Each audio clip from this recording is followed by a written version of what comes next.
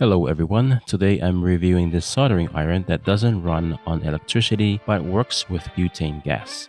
This is what the packaging looks like, and I'll quickly show you what's printed on it. Feel free to pause the video if you want to read anything more carefully. It comes with one removable soldering tip and a small spare part called the aluminum head. There's a filling hole on the bottom for putting in gas, but you'll need a special adapter to do that. To turn the gas on or off, twist the gas knob clockwise to close and counterclockwise to open. The aluminum head goes right in here, in case you need to replace it.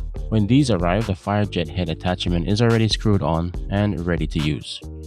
Refilling the gas is pretty simple. Attach the adapter to the butane can and press it into the filling hole to let the gas in.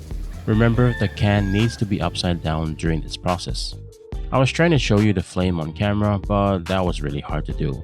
But I can tell you though that it gets really hot, so be very careful when using it. It took about 7 to 8 minutes for the fire jet head to cool down before I could switch it to the soldering tip. Controlling the flame takes some practice. If it flares up into a bigger flame, wait until the metal mesh inside glows red before turning the flame down. Turning it down too early will put the flame out.